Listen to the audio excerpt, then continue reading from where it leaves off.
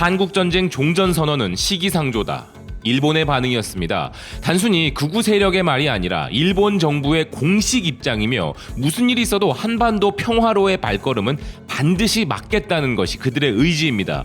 교도통신은 한국 전쟁의 종전을 공식적으로 선언하자는 한국의 제안을 일본이 꺼려했다는데요. 일본의 공식적인 종전선언 거부는 우리와 미국 간의 합의가 막바지에 다다랐음을 알고 있고 미일 관계까지 고려했음에도 불구하고 나온 입장인 것인데, 이것이 의미하는 바는 일본 최대의 국익이 한반도 불안정과 공포에 있다라는 것입니다. 그리고 주요 외신들과 전문가들을 통해 그 계략이 드러나고 있고, 그 일본의 계략을 한국이 절대 가만히 지켜보지는 않을 것이라는 반응이 일본에서도 나오고 있습니다. 우선 한반도 정세의 불안정이 현 일본 정권 이익의 필수인 첫 번째 이유는 국방력 강화의 명분이 바로 북한에 있기 때문인데요. 니케이 아시아는 일본이 새로운 북한 위협에 대한 방어 옵션을 모색하고 있으며 위성 함대와 적기지 선제 공격 등을 고려하고 있는 중이라 전했습니다. 북한의 미사일에 대응하는 일본의 방어 능력이 현재 시점에서는 비효율적일 가능성이 높아져 소형 추적 위성과 적의 영토에서 미사일 발사를 저지할 수 있는 능력을 개발한다는 것인데요. 현재 일본 자위대의 미사일 방어 체계는 극초음속 미사일 공격에 버틸 수 없기에 최근 기시다 총리가 적 미사일 기지를 타격할 수 있는 방안에 대해 긍정적이었다는 것입니다. 북한을 빌미로 선제 공격에 대한 부분과 감시 능력 강화를 하겠다는 것이기에 한반도 평화는 그들에게 최악의 상황인 셈이죠. 우리 입장에서는 말할 것도 없고 제3자의 입장에서 바라본 일본의 이런 선제 공격 가능 국가로의 전환 역시 부정적인 시선이 많습니다.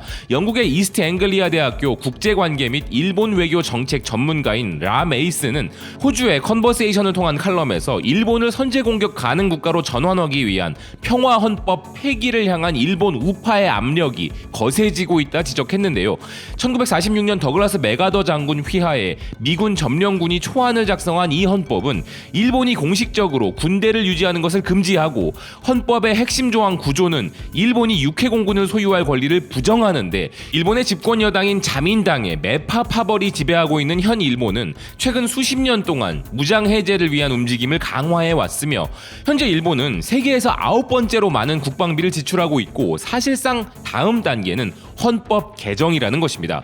그렇다고 일본의 평화주의는 죽었다는 것을 의미하는 것은 아니며, 일본 국민들은 여전히 평화의 미덕과 장점에 더 많은 중점을 두고 있지만 일본의 정치권에서는 그렇지 않다는 것인데요. 그 이유는 1991년 일본의 경제 거품이 붕괴된 이후 국가 정체성이 위기에 직면했기 때문인데, 실업률이 높아지고 생활 수준이 떨어지자 민족주의 정치인들은 대중의 불만을 외부로 돌려 북한과 중국이 일본 안보에 중대한 위험이라는 명분을 앞세워 일본의 평화주의를 일본의 약점으로 삼기 시작했다는 것입니다.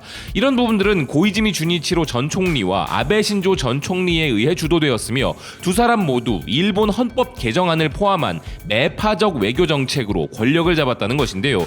그 결과 일본에서는 우익들의 사상이 지배했고, 평화주의는 더 이상 정치적으로 가능하지 않을 정도로 이어져 왔고, 그 절정이 또다시 과반수를 차지한 자민당과 기시다 후미오 총리라는 필자는 이런 일본의 움직임은 국제적으로 그리고 아시아 태평양 지역적으로 매우 심각한 의미를 내포하고 있으며, 이에 대해 한국은 가만히 있지 않을 것이라는 분석이었습니다. 필자는 현재 일본의 상황은 수정주의적 보수주의의 부상과 지배로 보다 진보적이고 자유주의적인 반대 세력의 몰락을 반영하는 것이고, 국제적으로 보았을 때 이는 아시아 태평양 전역에 경종을 울리는 것이라면서, 일본이 헌법을 개정할 것이라는 조짐은 일본의 예측민주 국가들의 불안과 군국주의 전시 침략의 희생자들의 분노를 이끌어내게 될 것이며, 이는 일본의 가장 큰 무역 파트너들인 한국과 중국과의 관계를 악화시킬 뿐만 아니라 평화로운 경제 및 투자 체제로 신뢰할 수 있는 국가라는 일본의 이미지를 손상시킨다는 것인데요.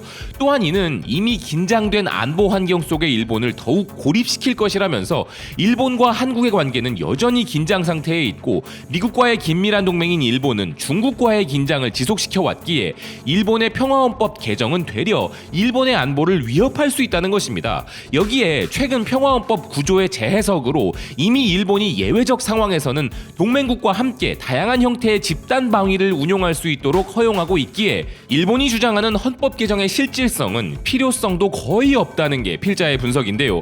즉 평화헌법 개정의 명분이 전혀 없다는 것이며 평화헌법을 깨는 순간 한국을 비롯 주변국들과 국제적인 시각에서도 이와 같은 시도를 받아들이기 힘들다는 것입니다. 이런 국제관계 전문가가 일본에게 나대지 말라 조언하는 객관적 시각에 더해 일본 내부에서도 말 같지도 않은 생각을 집어치우라는 의견이 등장했습니다. 일본의 군사 저널리스트 타오카 슌지는 일본의 다이아몬드 온라인을 통해 일본의 북한을 전제로 한 선제 공격 능력은 불가능하고 필요도 없으며 한국이 절대 용인할 리 없는 데다가 오히려 방해가 될 것이라 주장했는데요. 필자는 우선 최근 일본 정치권에서 군사 강국을 꿈꾸는 일본의 국방 예산 증액에 대한 공약 실현 가능성이 올라가고 있는데 방위비가 급증한다고 해도 자위대 규모를 확대하는 것은 거의 불가능하다고 하는데요. 일본 자위대는 현재 대원 모집 자체에도 큰 어려움을 겪고 있고 심지어 지금 있는 대원들을 유지하는 것에도 어려움이 있는 균열이 발생하고 있다는 것입니다. 해가 갈수록 자위대 대원 숫자는 계속 줄어들고 있고 이를 해결하기 위해 채용 연령을 넓히거나 여성 대원을 늘리는 등 온갖 시도를 하고 있지만 아베 총리가 헌법 해석을 달리하여 일본이 자칫 전쟁에 휘말릴 위험이 있다고 했어도 그렇게 판단한 사람들이 더욱 늘어나지도 않았고 자위대원 지원도 줄고 있다는 것인데요. 하여 국방 예산이 늘어나도 그 대부분은 장비 투자에 사용될 수밖에 없다는 필자는 장비 증가와 강화가 일어난다고 해도 이를 운용할 대원수 자체가 부족하다는 것입니다. 그리고 오늘 이야기의 핵심인 일본의 적기지 선제 공격 능력에 대해서도 의문스럽다는데요. 급증하게 될 군사장비 투자 대부분은 적기지 공격 능력을 강화하게 될 형세이지만 공격을 하기 위해서는 먼저 적의 정밀한 위치를 아는 것이 필수적인데 일본의 현재 정찰 위성으로는 북한 미사일 기지나 미사일의 탐지 자체가 안 된다는 것입니다. 아울러 필자는 만약 실제로 한반도 유사시가 된다고 해도 일본은 필요 없고 오히려 방해가 될 뿐이며 한국이 이를 용인할 리 없다는 것인데요. 만약 북한군과 한미연합군의 전쟁이 시작되게 될 경우 일본 내의 미군 기지도 북한의 탄도미사일의 목표가 될 공산이 크므로 북한이 일본을 노린다는 확증은 없어도 일본이 먼저 공격하는 것은 현실적으로 허용될 수 있지만 그런 상황이라면 이미 한미연합군이 필사적으로 북한의 미사일을 파괴하고 있을 것이기에 일본의 공격은 필요 없다는 것입니다. 그 근거로 북한이 200에서 300기 정도의 탄도미사일을 보유하고 있다고 하는데 한국은 사거리 300km의 현무 A형 미사일에 사거리 800km의 현무 EC형까지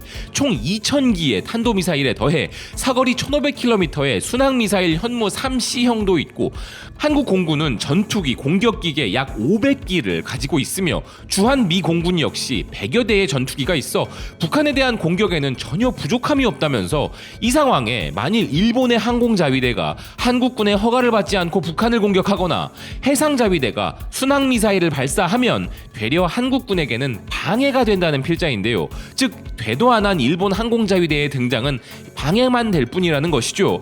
또한 필자는 아무리 전시 상황이라고 해도 북한 동포를 일본군이 공격하는 것은 한국의 민심을 건드릴 수 있기 때문에 한국군의 발언권이 커지고 있는 한미연합 사령부가 일본의 공격 참가는 보류해달라고 할 가능성이 크다는 것입니다.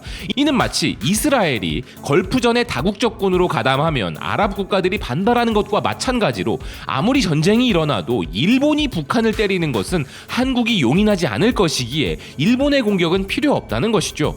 그리고 일본은 적기지 공격을 위한 위치 정보를 미군에 의지하겠다는 것인데 한미연합군이 북한에서 막 발사되려는 탄도미사일을 발견하면 촌각을 다투어 즉각 공격을 할 것이기에 구태여 일본의 위치를 알려주는 느긋한 일은 없을 것이며 이렇게 일본의 매파들은 전쟁 상황에 대한 구체적인 구상도 못한다 지적하고 있습니다. 한반도 유사시는 절대 있을 수 없는 가정이지만 실제로 그런 일이 벌어진다고 해도 일본이 현재 이를 명분으로 군국주의를 내세우는 것은 망상에 불과한 것인데요. 하지만 그것이 그들의 입장이기에 종전선언은 있을 수도 없고 절대 막아야 할 부분인 것이죠. 여기에 더해 자신들을 추격해 따라잡고 있는 한국이 잘 나가는 것을 반드시 막아야 하기에 종전선언 반대는 그들에게 일석이조의 전략인 것인데요.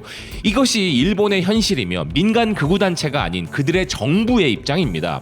일본과 더 큰 그림을 위한 대화라는 것, 긴장 완화라는 것, 글쎄요. 그런 건 조금이라도 서로 원하는 것에 절충이 가능하거나 생각이 공유될 때 가능한 것이지 그게 지금은 절대 안 될 것이라는 생각입니다. 시청해주셔서 고맙습니다. 또 뵙겠습니다.